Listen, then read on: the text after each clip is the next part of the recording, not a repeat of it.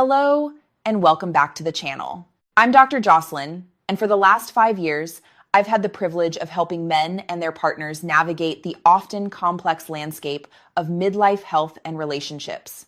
Today, we're talking about one of the most sensitive yet common questions I hear in my practice. Why doesn't my husband want sex anymore? If you're a wife watching this or even a husband who recognizes this feeling of withdrawal, please know you are absolutely not alone. This topic is usually discussed with so much shame and blame, but we're going to approach it today with the warmth and understanding it deserves. We're not talking about medical issues like low testosterone or diabetes. Those need a doctor's visit, of course. We're talking about the silent emotional factors that can slowly erode a man's desire for intimacy, often without anyone realizing it. If you're ready to dive into this honest conversation, do me a quick favor. Like this video right now to help this crucial message reach more couples. And please tell me in the comments, where are you watching from today? There is a pervasive, heartbreaking myth that when a man withdraws from intimacy, it must be because he finds his partner physically unattractive. That's simply not true, and it's a burden women carry unfairly. The truth is, for most good, loving men, desire for intimacy starts in the mind and the heart long before it reaches the body. It's often a result of something I call emotional load fatigue, the constant, low-level psychological stress that chips away at a man's core sense of competence, dignity, and value. When a man feels overwhelmed, undervalued, or constantly criticized in his daily life, the emotional fuel required for sexual desire just runs out. Think of it this way. The body's biological response to stress is to shut down non-essential functions, and for many men, that includes desire for intimacy. The desire for sex is replaced by the desire for peace, self-respect, and emotional safety. This is a profound shift we need to acknowledge. Over 5 years of working with couples, I've seen that the reasons for this withdrawal aren't dramatic confrontations. They're the slow, steady drip of small interactions. The cumulative effect of feeling consistently inadequate can extinguish the flame of desire. My goal isn't to assign blame, but to shine a light on the reality. A man's sexuality is deeply tied to his sense of self-worth. When a man feels respected, appreciated, and like a competent partner in the day-to-day, his desire is naturally rekindled. When that foundational confidence is shaken, his interest in being intimate where he feels most vulnerable naturally diminishes. Let's look at the top 5 reasons this happens. And please, approach this with compassion, not criticism. Number 5, the competence crisis in the bedroom. This is when a man feels like he can never quite get it right. Practically, this can be subtle body language, a sigh, a less than enthusiastic response, or even over-directing him rather than gently guiding him. Emotionally, he begins to feel like a poor lover. His desire is replaced by performance anxiety. Intimacy stops being about connection and becomes a test he fears failing. This strips him of his confidence and, ultimately, his desire to initiate. Biologically, performance anxiety triggers a stress response, flooding his system with cortisol and adrenaline. These hormones are enemies of sexual arousal, which requires a relaxed, parasympathetic state to thrive. Number 4, being insensitive to his insecurities. Men have deep insecurities about their bodies and performance, just like women do. We often miss them because they hide them so well. Practically, this can be a casual, thoughtless comment about his changing body, comparing him to a past prime celebrity, or most damagingly, bringing up past partners or relationships during intimacy or even in conversation. Emotionally, it sends the devastating message, you are not enough.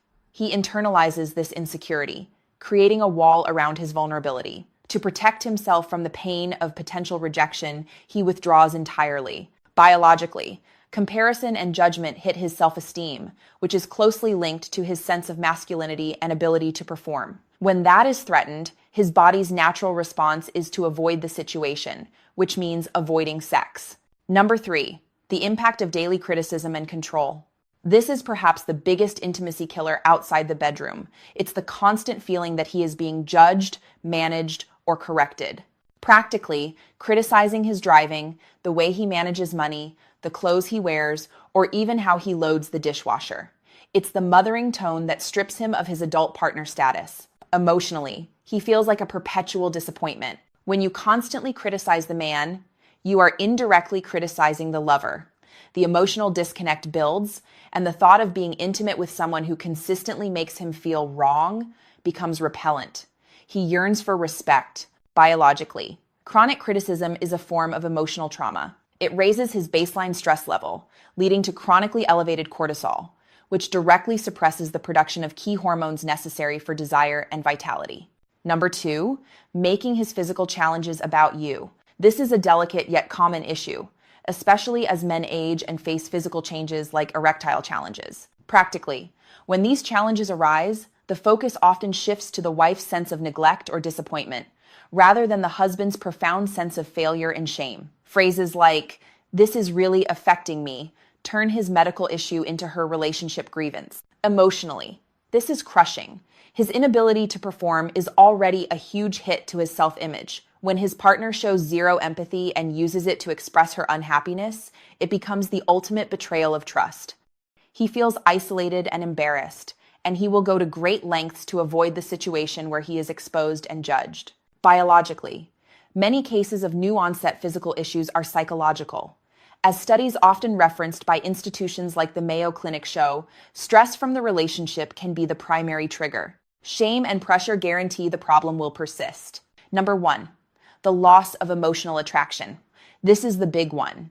If the first 4 points have eroded his self-worth, the emotional connection can be completely severed. Practically, a man needs to feel emotionally connected to his wife to sustain long-term desire. When the day-to-day dynamic is based on conflict, disrespect, or emotional distance, the emotional wires that connect him to her romantically are cut.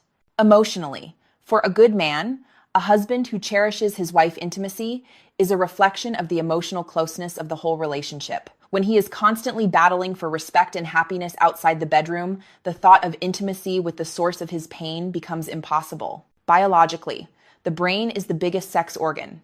Desire is fueled by oxytocin, the bonding hormone, and dopamine, the pleasure hormone.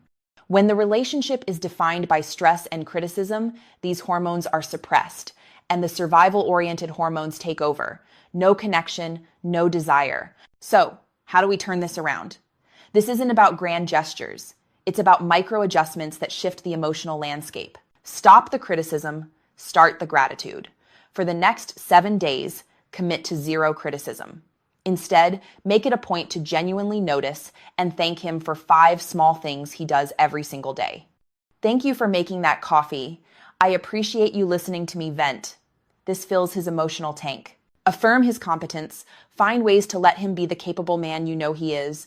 Ask for his help or opinion on a problem and genuinely follow his advice. This affirms his sense of competence and shows you trust him.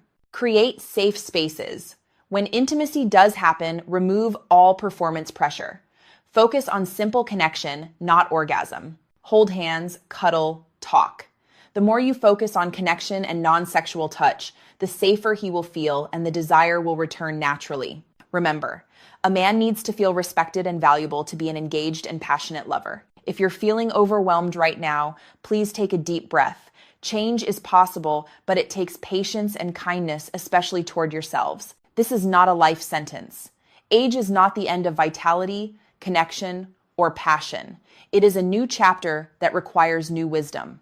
When you shift the emotional dynamic, you are not caving in. You are giving your marriage the gift of safety and respect, which are the foundations for all great love and desire. You have the power to bring comfort, confidence, and connection back into your relationship, one small, kind action at a time. Your husband wants to want you. Help him get there by honoring the good man he is. If this video helped you shift your perspective, please consider subscribing to my channel.